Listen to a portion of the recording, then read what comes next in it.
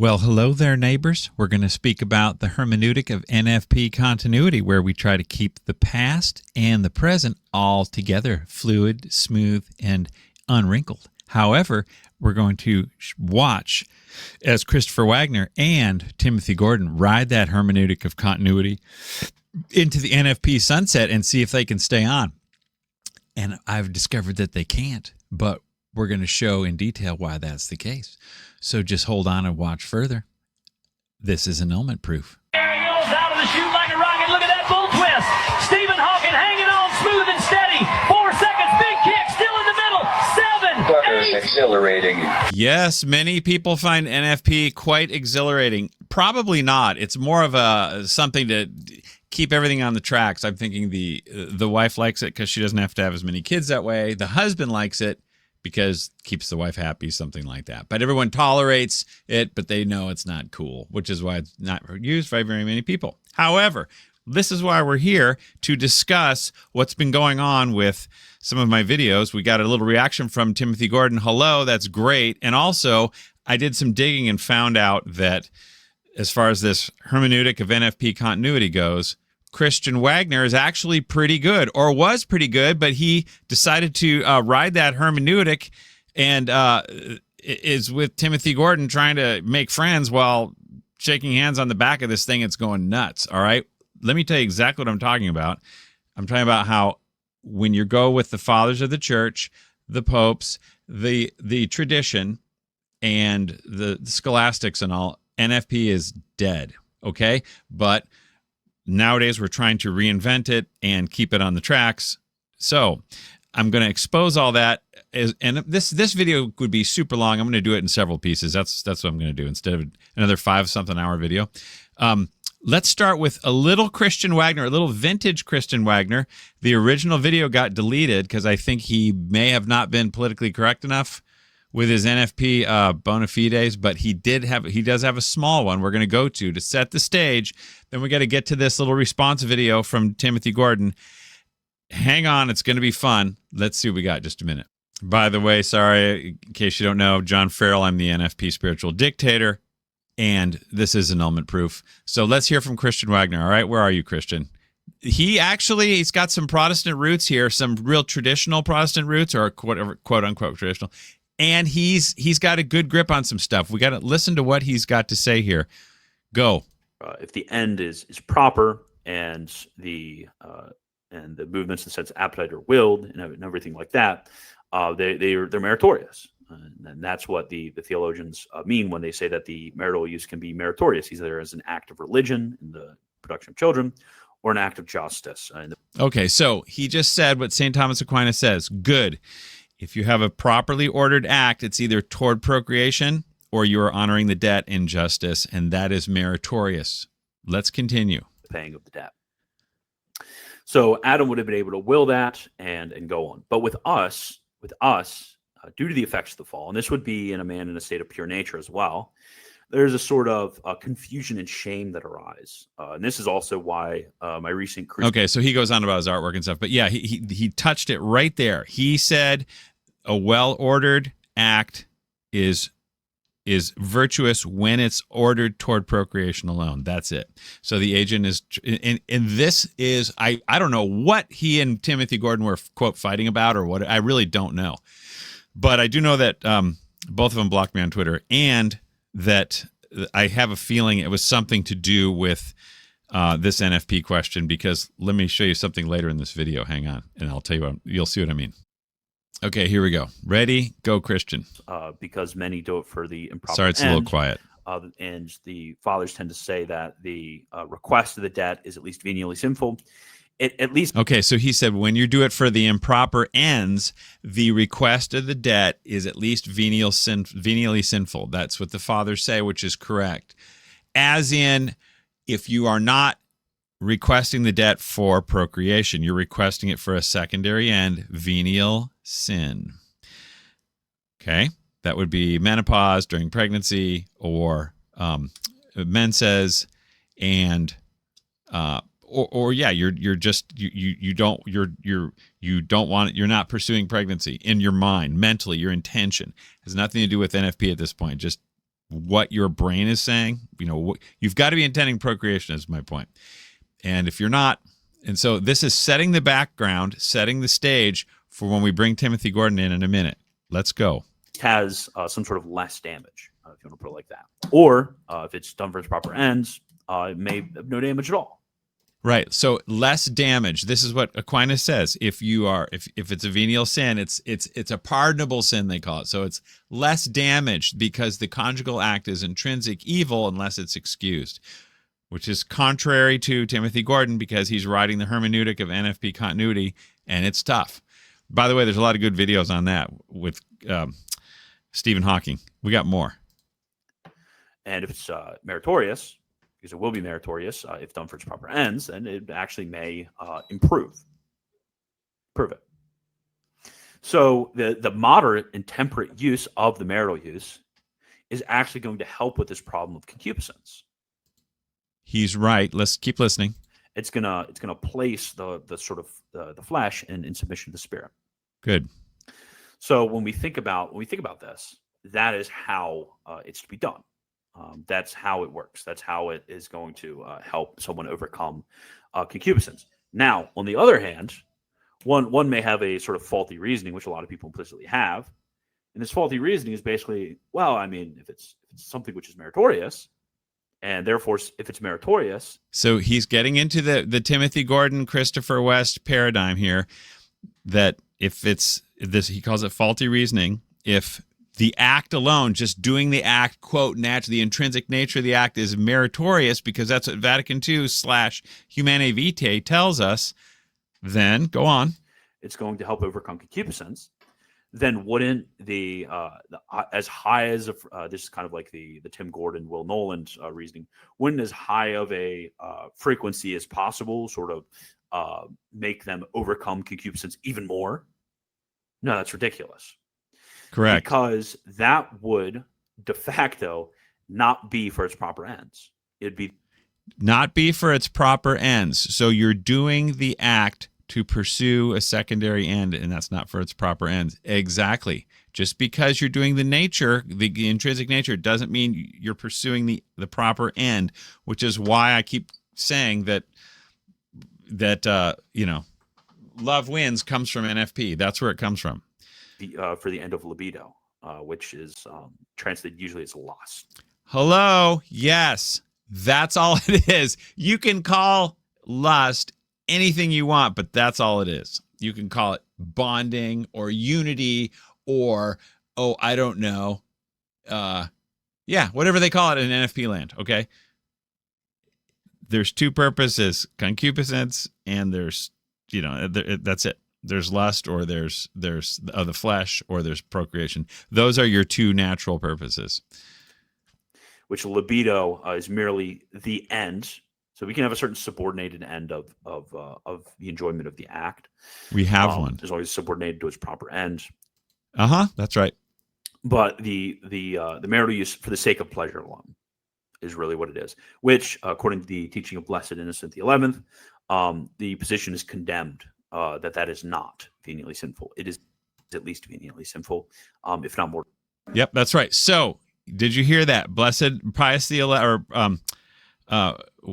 Innocent XI, whatever Pope he said, it's venial sin to pursue pleasure alone. All right, and he can't get away from this. So later in this video, we're going to find out where Wagner is still scratching his head on this one. Now, we're going to go to Timothy Gordon in just a minute. I think I already mentioned that this short was connected to a long video, which is deleted, because I think Christian Wagner, as I said, had a bunch of stuff out there that wasn't going to comport with Catholicism, quote unquote, the way it's done now with NFP. Anyway, just to clarify, if you're mentally you're not pursuing procreation, that is venial sin, and if you take steps so that procreation doesn't happen, that is mortal sin. That would be any kind of family planning. All right, let's find Timothy Gordon.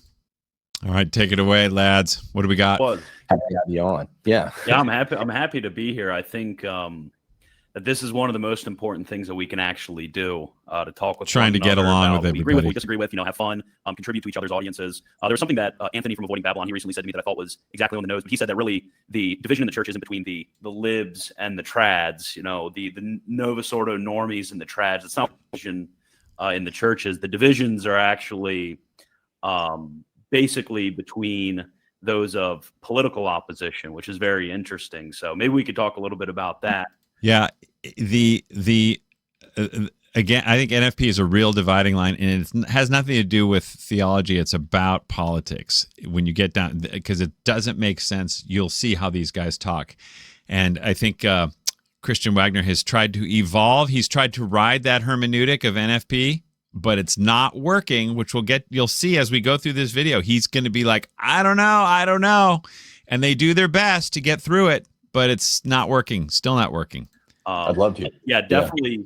Yeah. There's no person that I wouldn't, just talk to and have a conversation with.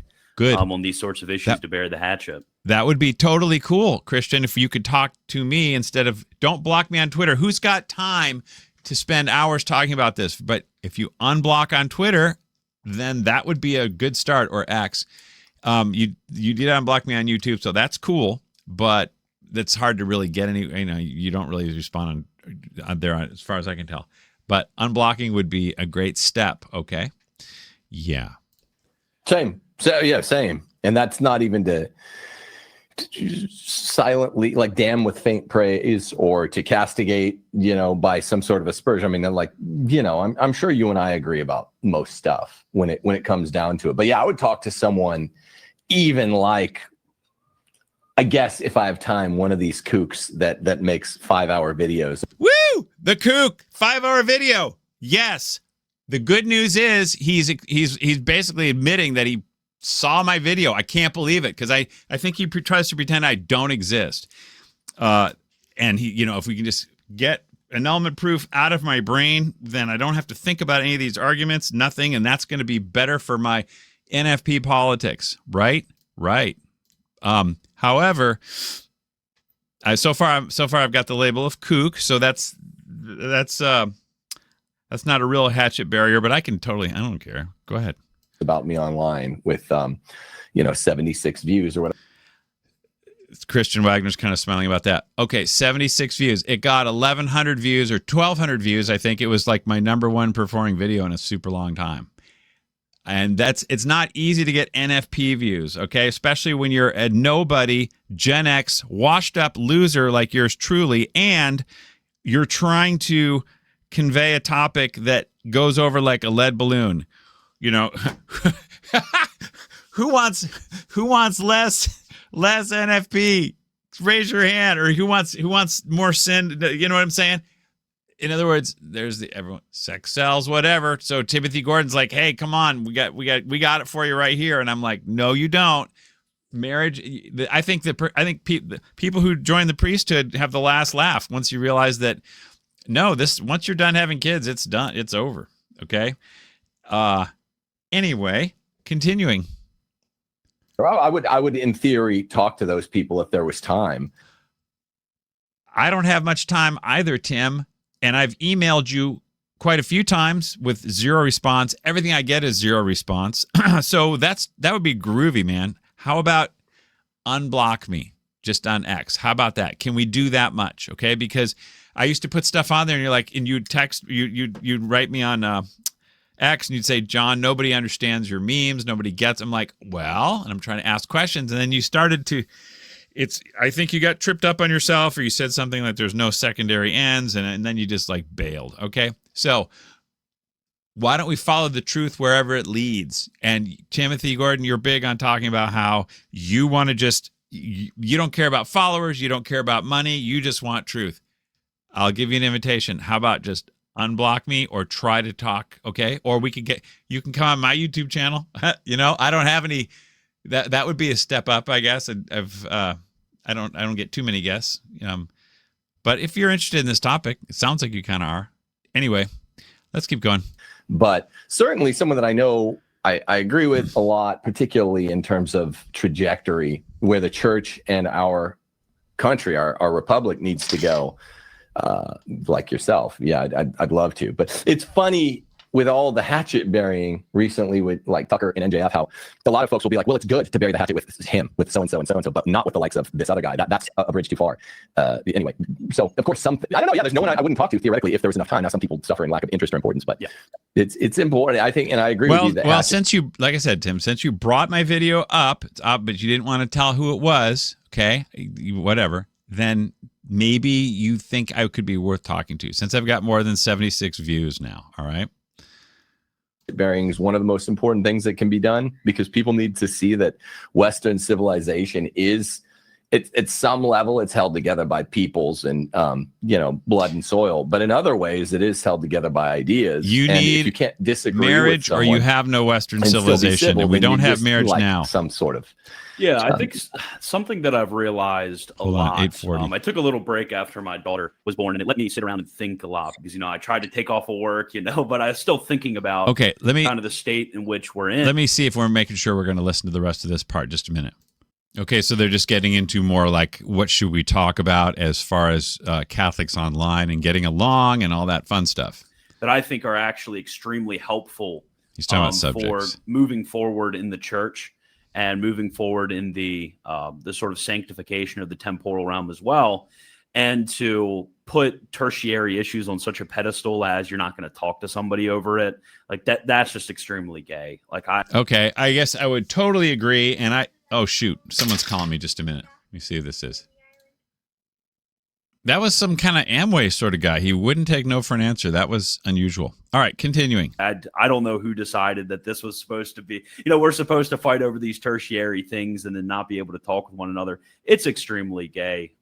So, yeah, I'm totally glad to turn from acting gay to turn to acting normal. Okay, so I think I don't know what tertiary things he's talking about, but all I know is that Timothy Gordon and Christian Wagner were oil and water on marital debt / NFP / the purpose of marriage and what is sin and what isn't, because of the clip I just showed you earlier.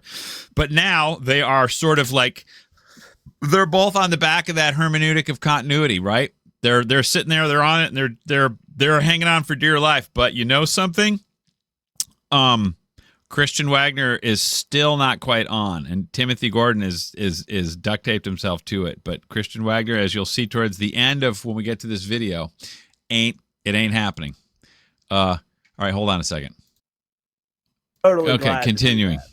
Yeah, it's like a Milo Yiannopoulos stratification of the church when guys start talking to each other. Well, I don't know about Milo. Well, because he believes correctly that you can come correct. Yeah. There are no puns involved in that. No, even with primary issues, primary or secondary issues, part of being civilized is literally talking about, hey, I'll talk about any issue. The way we used to believe conservatives believed in free speech, and then certain issues are less man than man and can't be talked about. You just talk about even primary issues, and if you find, I'm honestly not even sure where a lot of people disagree with me, because I'm a busy guy. I know some of the issues that you've some of the I think nits you've picked in the past, but I've maybe listened to your criticism more than others. 5-hour videos by just weird randos on kook, weird rando. Woo! 5 hours. Yes. Okay. So hey, even though I'm a kook, weird rando, buddy, I don't know how much more. Maybe I don't know if I'm still rando or whatnot, but I'd like to talk if you think you could, handle it, because you're super smart and, Line. That's fine. I would talk to weird randos online if time permitted. Okay. As I said, how about a 20-second tweet on X? Can we do that much? If we don't need much time, just anything, man. All right. Cool. Like, how about start with that? Nobody has it. Or if you want to call me up or even be on the show, we'll take a little time. But I mean, dang, dude. Continuing.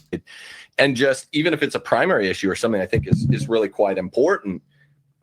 We disagree here. It's important. Here's how and why, and here's the basis for the disagreement. And here's the well, I think justified belief. For me, I think there's kind of two.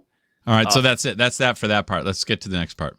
All right, let's see what they got going on. There's The something reason they're going to that talk we're about both something talking with one interesting. another I right think. now is because of there's that primacy of action over personality or over pet issues. Just for everyone out there, and Tim, I'm sure you know exactly who does this, the various types of people who do this.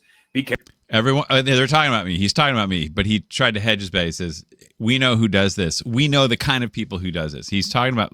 Sorry, I'm interrupting. Let's start over. Ready, go. And just for everyone out there, and Tim, I'm sure you know exactly who does this, the various types of people who do this. Be careful for those people who will take pet issues, particular issues, who will careful. take, non-essential topics and destroy the efficacy of action, basically in order to push these pet topics. And I think Right. there's a lot of different issues and a lot of different personalities who do this, but definitely be careful. That's going to be be careful talking to me, because what do I want to ruin somebody's action? give me some action. I think in the future, one of our most important standards of who to promote, who to work with, et cetera, is whether you're able to do that or not. So who to promote and who to not is whether you're able to, do what exactly? Like go with be a company man, So we're talking about here, he's basically defining Catholic Inc., who, like the Creator Conference or whatever, who we're going to promote. In other words, you're kind of in the club, or we're going to not go there. Anyway, as I've said in the encyclical by St. Pius X about modernism, he says, Pascendi, when you have a good argument, the modernists will conspire a silence against you, a conspiracy of silence. Hang on, keep going. Because there are people that, they have these secondary issues, these pet issues, and they will, so to speak, burn down the village just to rule over it. I don't quite know what he's talking about. I think he's telegraphing that Annulment Proof wants to talk about NFP/marital debt, and he wants to burn down the house to rule over burn down everything to rule. No. It's not just a pet issue. It's central to marriage. If we can't define marriage, a lot of stuff just doesn't matter. And if you hold on to NFP as licit in any way, you cannot define marriage. It completely destroys the legal basis, because it takes what is finite and objective and natural and makes it infinite, subjective, and spiritual or whatever. All right, let's go to the next little segment here. A lot of people like that. It's a great point. Media. Well, and I'd say over the last year to two, a lot of the pro-life feminists. Anyway, that's it. Sorry, that was just a tiny little bit. Now we're going to talk about marital debt. Okay, this will get a little more exciting. I got a bunch of notes here we're going to get to too, but I'm going to go back and forth real fast so it won't be like all or nothing on one. Okay, so finally we're getting more into the heart of the video, and he's explaining where there used to be a conflict and about Will Noland, and that was like the part I said in the beginning, okay, where in the beginning of this video where Christian Wagner was like, it's the purpose is procreation, and if you're not pursuing that, it's venial sin. Timothy Gordon disagrees. So how are these guys going to smooth it out? And the answer is they're not. They're going to continue to be getting bucked off the Hermeneutic of Continuity wild bull there. And you'll see. Here we go. And the good news technically is we don't have to LARP. So I don't know. I want to give you a chance to say where you were when you were critiquing me, whatever that was 3 years ago. Critiquing him, and my friend Will Noland too, where you are today on the same issues. Yeah, I think that the main foundational thing that we need to how have you changed? How have you grown, Christian? How have you developed? Is that, and I think that I replied to one of your tweets where I clarified a few things. One, we both agree on the marital debt, like that, and that I think is one of the foundational points that we need to set forward, like right in the beginning. As you know, Timothy Gordon, of course, quote, believes in the marital debt, but at the same time, when he says the conjugal act must be something called unitive, that is legal. That's a legal comment, which means you don't need the marital debt. As in, it supersedes marital debt. It must be unitive. So Let me show you something in my notes. I'll tell you exactly what I'm talking about. Everybody has heard the phrase "all sex is rape." Everyone's heard that, and that's a total feminist thing. And this is what Timothy Gordon unwittingly is promoting. Okay, check it out. So if you go to AI, they reference different articles and stuff, but it says the phrase "all sex is rape" is a way of emphasizing that sexual activity without a clear, ongoing, and enthusiastic consent is a form of sexual assault or rape. Okay? Clear, ongoing, and enthusiastic consent. That's straight up Christopher West. Marriage is unitive. There's your unitive purpose right there. If it's got to be unitive, it's got to be clear, ongoing, enthusiastic consent. Okay? Now, the reason why St. Thomas Aquinas says there's no such thing as marital rape is because you gave that clear, ongoing, enthusiastic consent at the altar, and it's done for life. But with the NFP law in place, this must happen every time. So marital debt is only, it's like, yeah, I owe you the $5 only if I want to pay you. But if I don't want to pay you, I don't owe you the $5. That's how stupid it is. Okay, so it also says when consent is not given, so if the marital debt is requested and someone doesn't give consent and someone says, no, I don't want to do that. Consent is an active agreement. It cannot be assumed even in a relationship or marriage. Okay. This is what unity means. It means you got to get consent every time. You thought you agreed to a contract on the wedding day. No, no, no. Because now it has to be unitive, which means you have to get consent every time. That's why they call it a covenant of love, baby. No more marital debt. Marital debt is a dead dog because NFP law says we need unity as a natural end. Therefore, it must be a legal end. And if we have to have that, then it becomes the primary end by default. Okay? Otherwise, it's, quote, rape or whatever. And you have to get consent every time. Now, back to the video. We both agree the marital debt exists. It ought to be paid. It's a matter of justice. We both agree that there are proper ends which can be sought in the marital use to where it's free from sin, both in the paying of the debt and in procreation. And I would tend towards also the request of the debt in order to avoid falling into mortal sin. So he's now, it sounds, I got to replay that. I think he's changing his tune because earlier in today's video, we heard him say it's for procreation alone. And if you are pursuing, remedy of concupiscence, it's venial sin. That's what Christian Wagner said, which is what St. Thomas Aquinas says.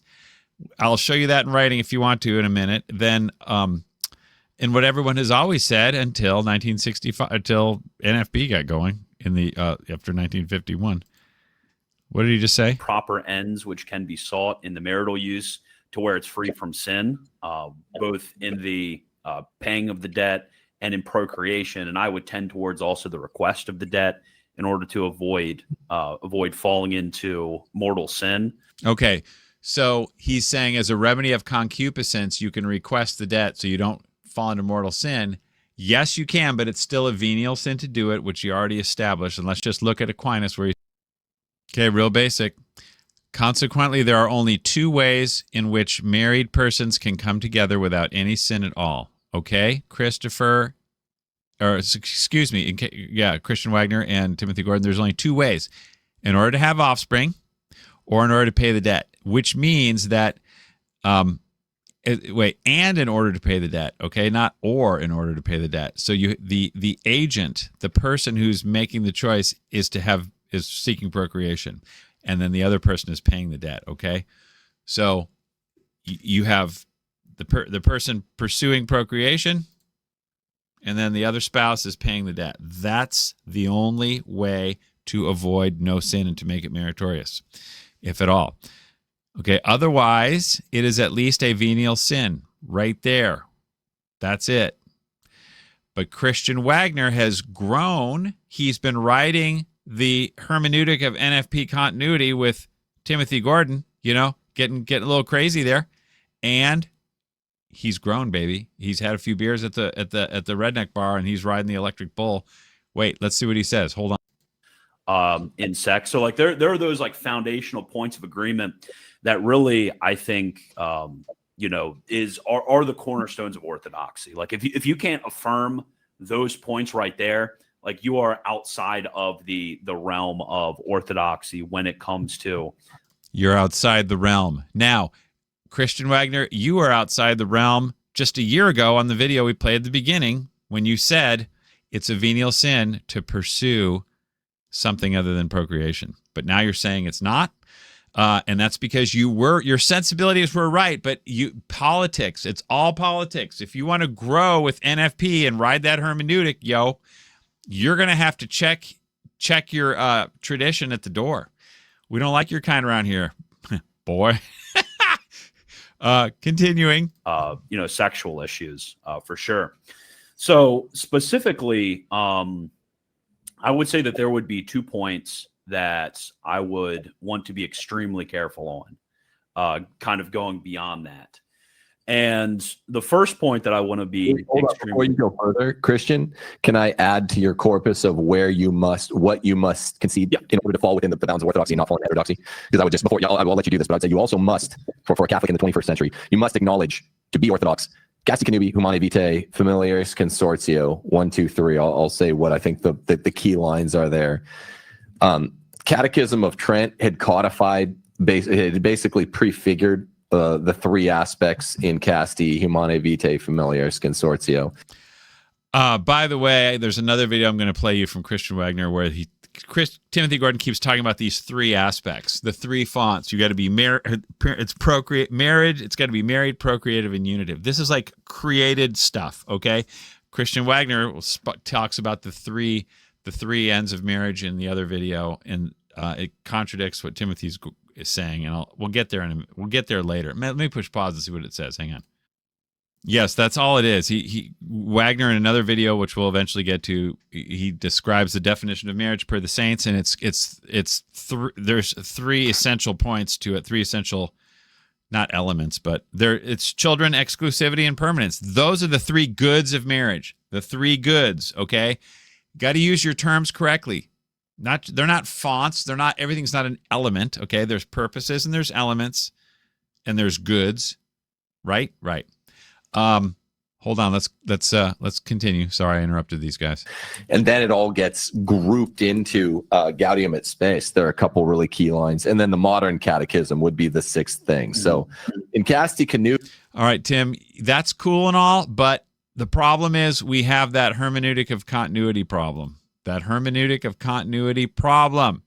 And what happens is you have rightly ordered conjugal relations back here, and then they turn into Gregory Popchak up here because they become without definition, without purpose. And when you start putting Gaudium et Spes in there and then go with the Spirit, it's not binding because they never defined it. Okay, it's legal poetry. Okay, it might sound nice, isn't love great? Ain't love grand and all that? No, I mean not legally. So what? Like I said in my last video, Timothy Gordon is just basically he's here. We get rid of this. Put this funny. Come on, how do I get this back on? Add to stage. Share this tab instead. Hang on a second. He's just retrofitting NFP onto the past. That's all that's going on here.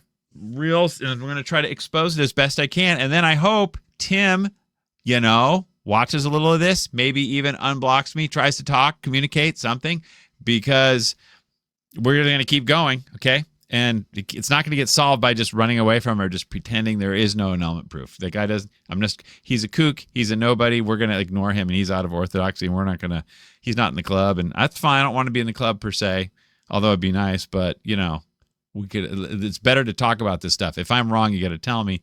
I don't know if you can, though. You remember the 1930 Stickler document, Catholic Stickler document, where they were weighing in at the end of the year, the theologians who put it together for the Pope, on what had happened earlier that year, Anglican Lambeth Conference. We are holding the line on no artificial contraception. So it's a Stickler document. Mm-hmm. But by way of saying we're sticking here, we're not folding. It first introduces the 2 inseparable purposes of the conjugal act. Say it with me. Do you kids know this? There is no two inseparable purposes. There's one purpose that's primary, which is separable, which is independent. An independent purpose stands alone. It is independent, and it's primary. It's got to come first, because otherwise it's dependent on something else. And if you have a dependent purpose, it cannot be primary. It has to be secondary. So when you say we have two primary purposes, you say we have no primary purpose, which is impossible. So the primary purpose defaults to something called the personalistic norm, unity, all that kind of thing. I should play that clip from Michael Knowles. Oh, that's a good one, because it kind of explains why the personalistic norm, or NFP with unity, automatically, by nature, makes feminism in charge. You got to listen to what Michael Knowles says on this. Let me grab it just a minute. How do you write women so well? I think of a man, and I take away reason and accountability.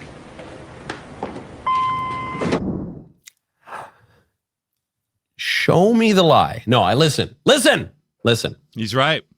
The red pill bros don't take this woman's side, because a lot of them actually hate women. They actually just don't really like women. I am taking the woman's side because I really like women. I love women.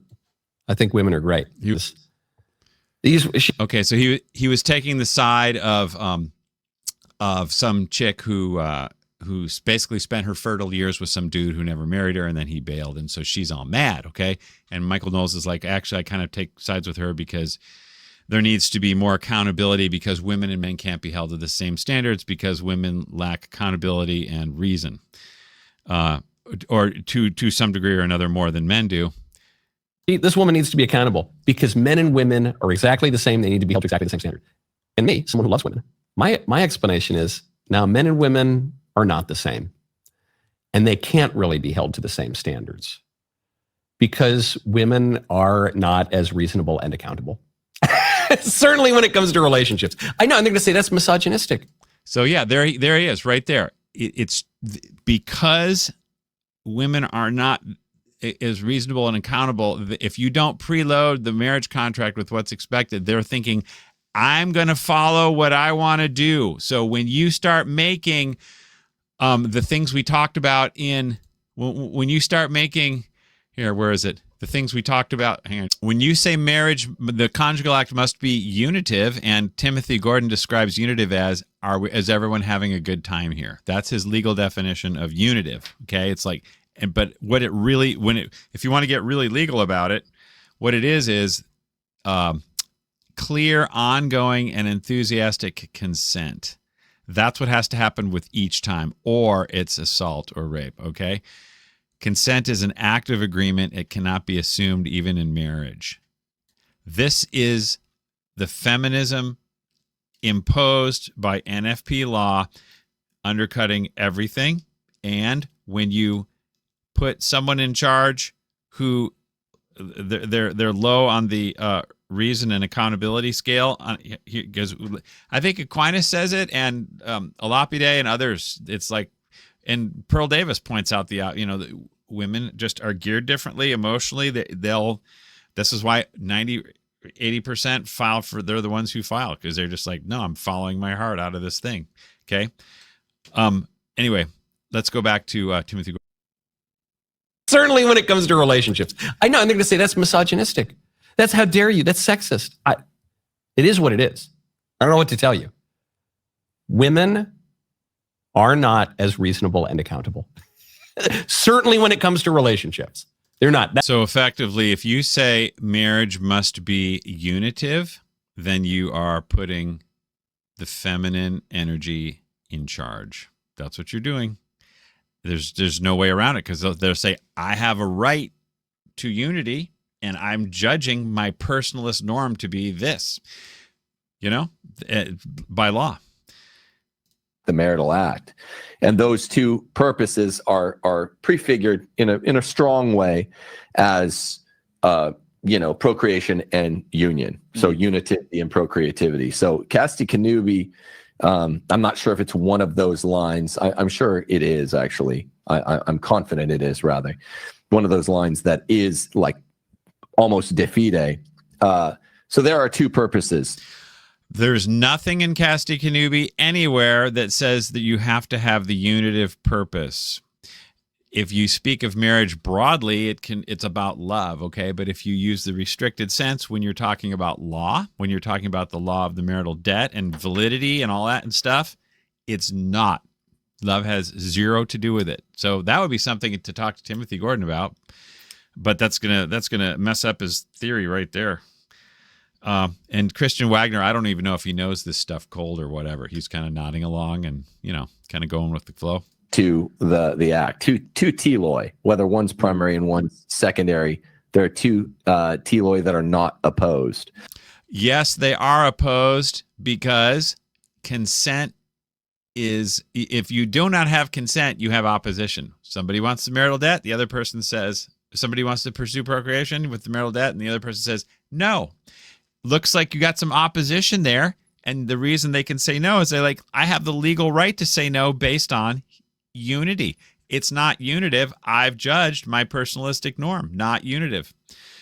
Okay, so if everyone's on the same page, there's no disagreement. If everyone wants to eat at McDonald's, there's no disagreement. But if you have the right to eat wherever you want, someone wants McDonald's and someone wants to eat out of a garbage can, who's going to win,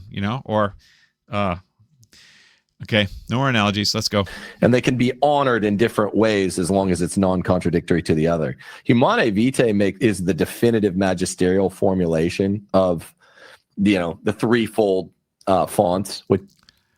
That's just weird.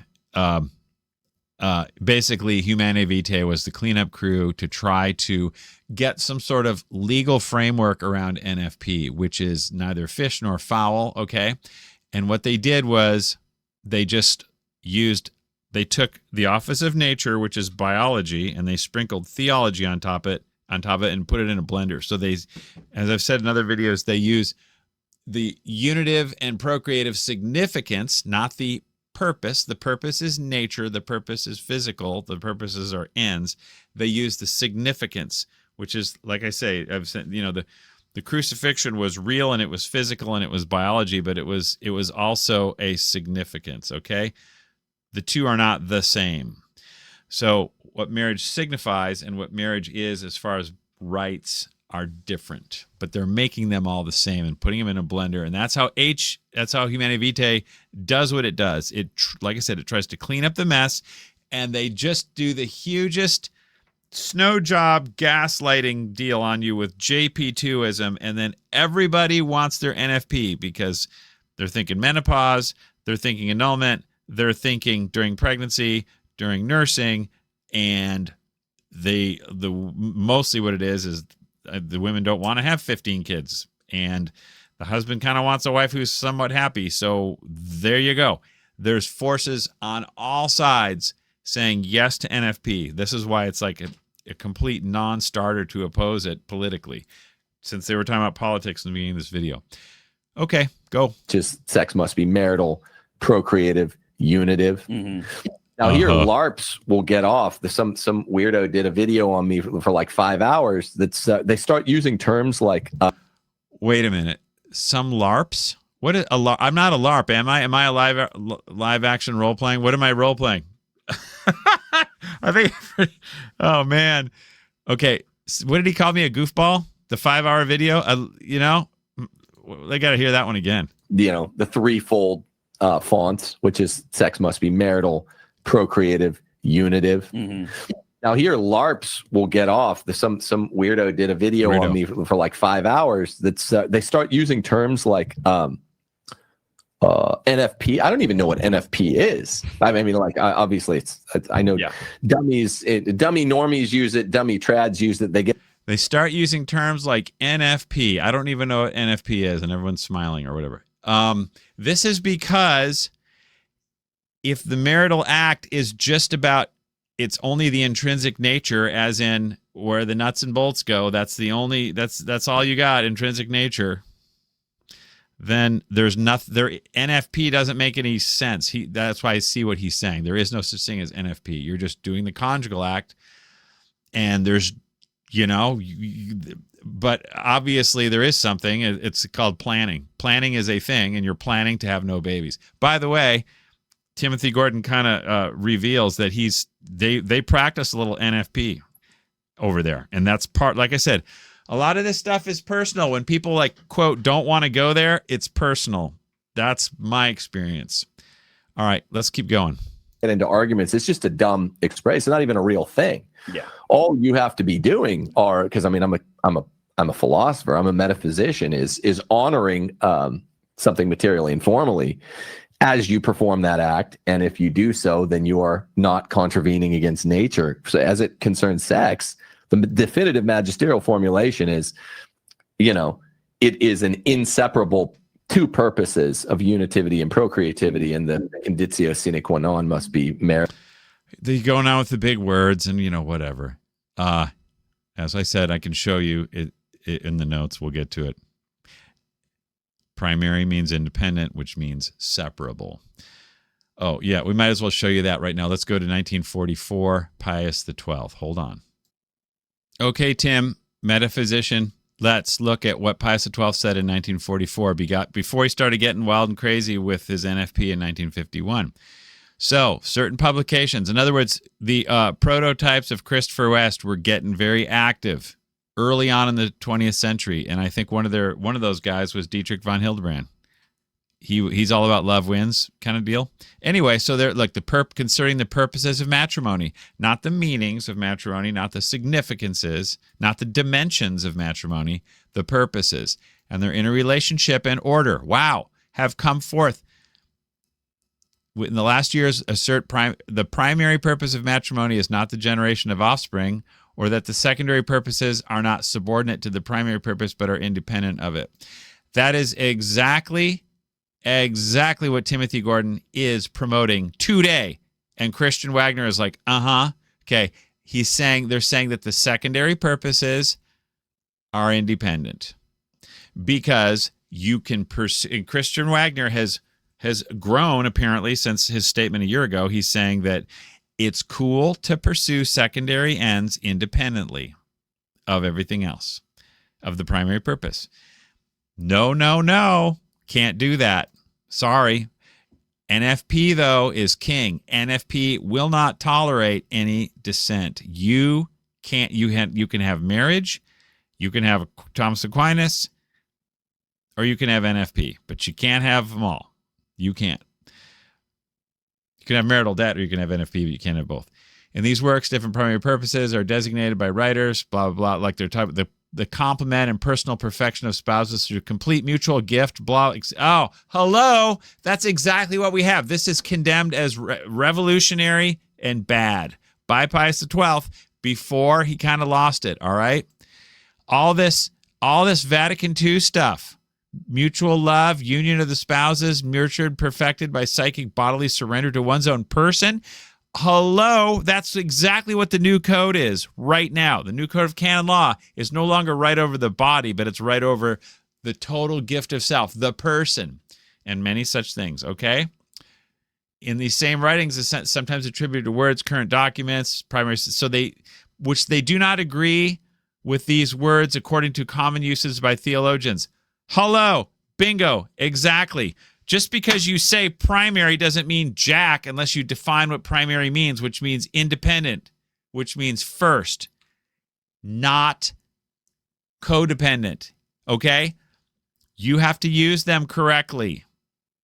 This is one of the last good things that Pius XII said about this stuff. After that, he started feeling the political pressure too, just like Christian Wagner. I think Pius XII started to grow, okay? And he started like, man, maybe we can make some of this NFP work after all. And then he did Midwives in 51, and the rest is history. This revolutionary way of Tim Gordon thinking and Christopher Wagner speaking aims to foster errors and uncertainties. Boy, oh boy, does it ever. Because now nature is personal. What could go wrong? to avoid with the most eminent, very fast, blah, blah, blah, blah, charging guard. Okay, so look, these guys are like, look, we're the boss. This is going to be this. We're going to throw down here, okay? Whether the opinion of certain recent persons, early Christopher West, and now Timothy Gordon and Christian Wagner, who either deny that the primary purpose of matrimony is the generation of raising offspring, or teach that the secondary purposes are not essentially subordinate to the primary purpose, but are equally first and independent. So they are saying right here that the primary purpose is independent. An independent primary purpose cannot be inseparable.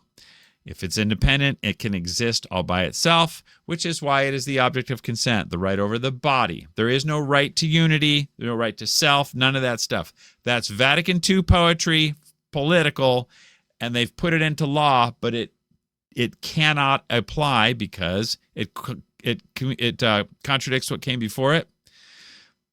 I've gone over this before about Canon 1055 or 57, whichever, how they wordsmith it really, really hard. You have to be very careful with it so that the Catholic Church doesn't promote error. They just promote, a shell game, a sleight of hand with stuff. Anyone want to talk to me in the comments about that? I'll gladly spell it out. It's better to do it in writing, really, to be very precise, okay? The answer must be in the negative. So you have to say procreation is primary, and you have to say the secondary ends cannot be sought independent of the procreation, aka family planning. You can't do it. And if there's no procreation in sight permanently, like menopause or during pregnancy, you can't seek the secondary ends because they're not there, and that would be a venial sin. And if you want to, like I said, make a plan, that's going to be mortal sin. There it is, 1944. So there's that. While we're on here, I talk too much. We can go through some of these notes real quick because it pertains to what they were talking about. All right. So the first thing here, this is just a good Aquinas talk, a good Aquinas clip I got. I got it from Wagner, actually. After the sin of homicide, where human nature already in existence is destroyed, this type of sin appears to take place for it by the generation of human nature is precluded. When you plan to not have kids, it's homicide. When you plan to use the conjugal act to not have kids, you can't get away from onanism, the gravity of it, okay? So, speaking of menopause, when in Genesis 18:12, when Sarah laughed secretly, saying, "Am I grown old, and my Lord is an old man? Shall I give myself to pleasure?" So this is a friend of mine who wrote this. It seems clear, he's a priest, that implication that sexual intercourse was understood only as a means of procreation. Okay, yes. So look, because she knows you can't get pregnant, so it's only for pleasure, right? What am I doing? What? Okay. No, but unless you have like a direct dream or something from God after menopause, it's zero. It's venial sin. Humane Vitae 16. Like I said, this is some of the snow job that comes from Humane Vitae. Okay. So if you think you have a good reason to not have a baby, you can take advantage of the natural cycles. Okay. Imminent, okay, thus controlling birth in a way which does not in the least offend the moral principles which we have just explained. The moral principles that they just explained are that these right here, here's 12, that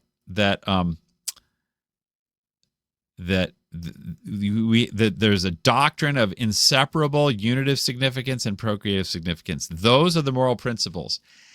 You can have yes, Christ and his church are inseparable, okay? But those significances are not nature, they're not ends. So they're taking the sign and they're making it an end or nature. So yes, if you say marriage is just a sign or an indication or whatever, an icon, then you can take advantage of natural cycles to not have a baby because you're not violating anything. This is the smoke and mirrors of Humane Vitae. And midwives is like the primordial Humane Vitae. They do the same kind of stuff in midwives. That whole document, I could do a 3-hour video just on midwives and where you got to be careful when you're reading it. But people are like, yep, I want my NFP, and it says it right there. Boom, done. Oh boy. Okay. Here's Humane Vitae 11. It does not, moreover, cease to be legitimate, even when, for reasons independent of their will, it is foreseen to be infertile. So they're saying that it's legitimate to use the conjugal act when there's infertility, independent of your will. Therefore, you just can't have babies and stuff. But it is not legitimate when it is your will. So NFP use is a willful act.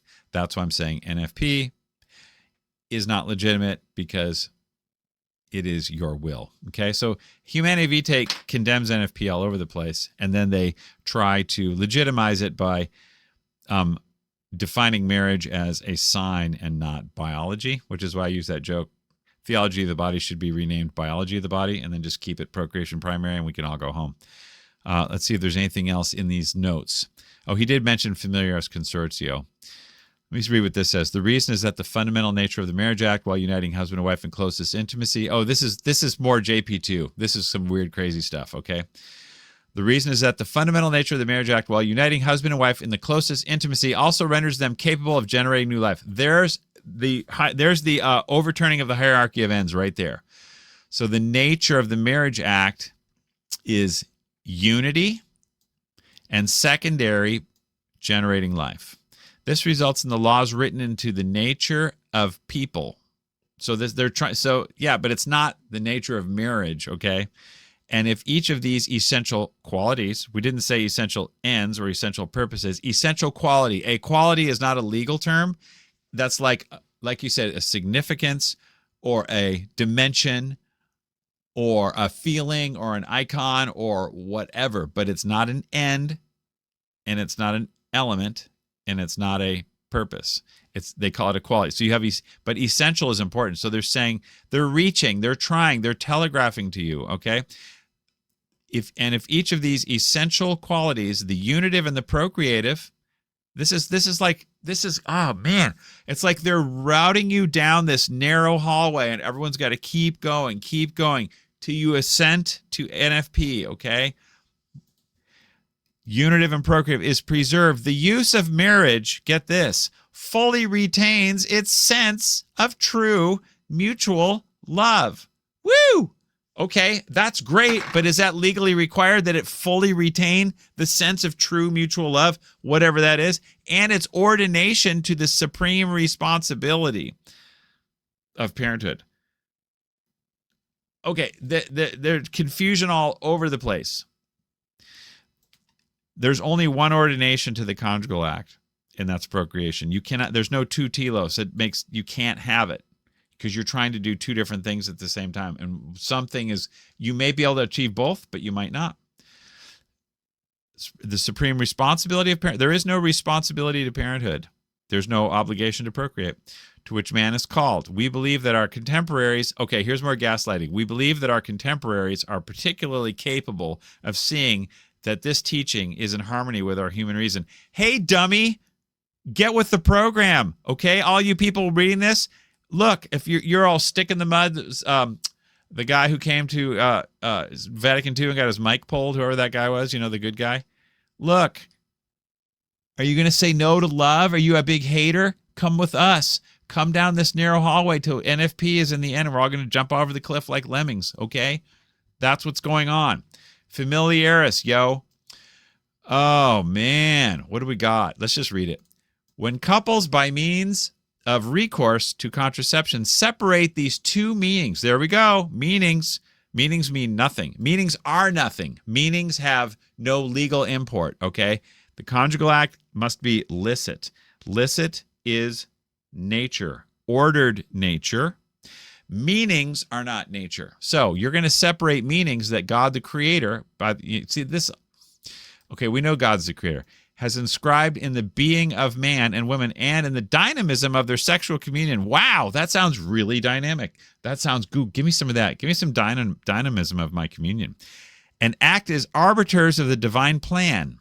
Oh, and they manipulate and degrade human sexuality and with it themselves, the married partner, by altering the value of total self-giving. Where have we heard that before? Condemned in 1944 by Pius XII, just a few minutes ago in this video. All right? Nothing to do with total self-gift. It's procreation biology alone. Thus, the innate language that expresses the total reciprocal self-giving of the husband and wife is overlaid through contraception by an objectively contradictory language. I don't care about your language. I don't care about, it makes no difference what your body language is or your spiritual language or whatever. Marital debt has zero to do with any of that. And the right over the body is that simple.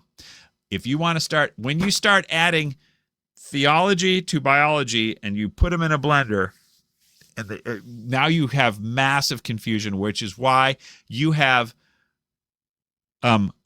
legal predigested gummy bears in Familiaris Consortio. That's what we have, okay? Not giving oneself totally. This leads to a positive refusal to be open to life. Now then, open to life is an admission that procreation is secondary. You're hey, you're going to take a road trip. You're open to getting a flat tire. And if you do, you'll accept it as God's will, God's providence. It's not like you're trying to get a flat tire. You're just open to it, okay? No, you have to be pursuing. Open to is secondary. This leads to a positive refusal to be open to life, but also a falsification of the inner truth of conjugal love. Hey, you can be as false or true about your inner truth of conjugal love all you want. It has zero to do with the marriage contract, biology, law, everything. But Timothy Gordon is taking the bait, and he's riding high on the Hermeneutic of Continuity wild bull there, the bucking bronco. Cool. Because he's searching for that inner truth of conjugal love. He's going to be searching long and hard, and he's never going to get it because it doesn't exist. Cardinal Burke already admits it. We have no definition. Humane Vitae, I'll get to that later. I got so much to say. Humane Vitae says we got to define it. Cardinal Burke says we can't define it. Timothy Gordon just says unity means are we all having a good time here? No one can define it. Therefore, it's whatever her heart said. It defaults to her heart, man. which is called upon itself to give itself in personal totality. Yeah. Okay, so when someone is not capable of giving themselves in a personal totality, because like Timothy Gordon, you're calling me a kook and a weirdo and a LARP and a LARPer and a who knows what all else, and you won't talk to me and stuff like that. Does that mean that you're not giving me yourself in total personal totality, or I'm not capable, or see what I'm saying? No, it means none of that. Marriage is about biology and law, but they're making it about all this total gift of self, which no one can consent to because it's not defined legally, and marriage is a legal institution.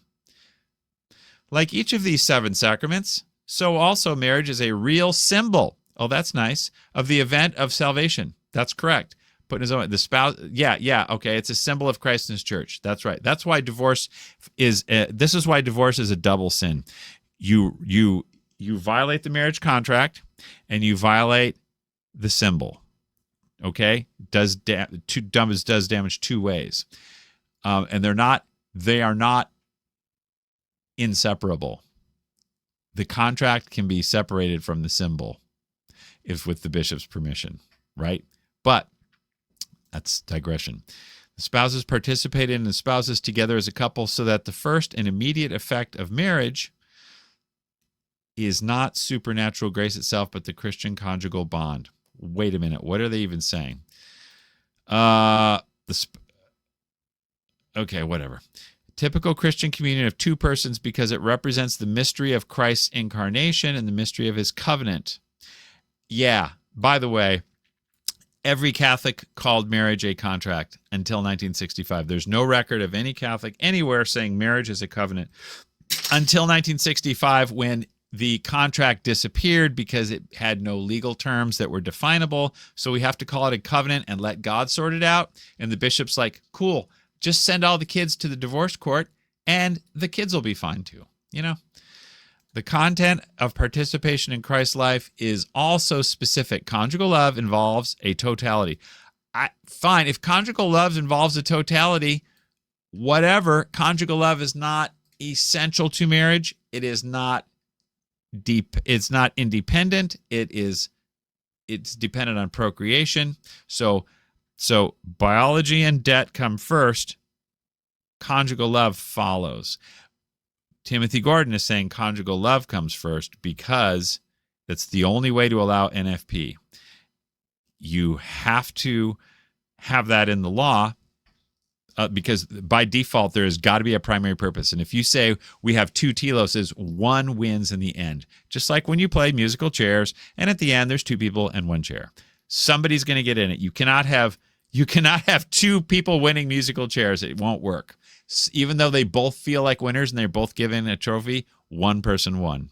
You can only put one little booty on that chair, in which all the elements of the person enter a this is the part that everyone likes to talk about. This sounds kind of homo. Conjugal love involves a totality in which the elements of the person enter appeal of the body and instinct, power and feeling and affectivity. Oh, where's my inner Christopher West is coming out. Aspiration of the spirit, woo, and of the will, Wow. It aims at a deep personal unity, the unity that beyond union in one flesh leads to a forming of one heart and soul.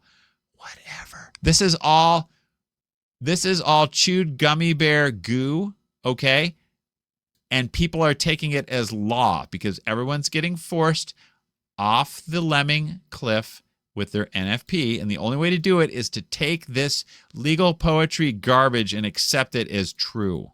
And Thomas Aquinas is like turning over his grave on this, and this is why when you ride the NFP Hermeneutic of Continuity, you're going to get bucked off if you aren't brain dead and you aren't politically motivated to keep your NFP at all costs, by any means necessary. That's what they're doing. 2 + 2 = banana split. If it means I can keep my NFP, I'm fine with that. That's what's going on. That's part why people want to block me because I'm effective at arguing this and I can do it very briefly in writing. No problem. It demands indissolubility and faithfulness in definitive mutual giving. Okay, something doesn't demand indissolubility. It just is. Marriage is indissoluble and it is exclusive. And there is no such thing as definitive mutual giving because mutual giving cannot be defined. Give it your best shot. Give me all you got. Give me your heart. What is that? You can't define it. And it's open to fertility. No, it has to pursue fertility. So all they're saying here is that this giant chewed up gummy bear of love is the primary purpose. And it's open to life. That's all they're saying, which means it's if life happens, it's a secondary end. That's all that's going on here. But it sounds so good, and everyone loves gummy worms. Who wants to fast when they can have gummy worms? In a word, it is a question of the normal characteristics of all natural conjugal love. See, we're already gaslighting you. We've got you nodding up and down, don't we? It's no more just about making babies or no more about just the right over the body. It's all about love wins, baby. But with a new significance. There's that word again. Significance. Which not only purifies and strengthens them, but raises them to the extent of making them the expression of specifically Christian values. There's a mouthful there. That's so great. Oh, I have so much more to get to, but look, okay. Catechism here. Okay. Because this video is going to go 9 hours, we're going to cut it right now. This is the end of video 1. Stay tuned for video 2. I'm going to have to make that. So I'm going to play a little song here, Who Knows What All, and then I'll put a link to that, the next one, when we get to it. In the meantime, if you're not for NFP, if you're not against NFP, you're not on the team. So go out there and stay toxic. You know me. One thing I can tell you is you've got to be free. Come together right now over me.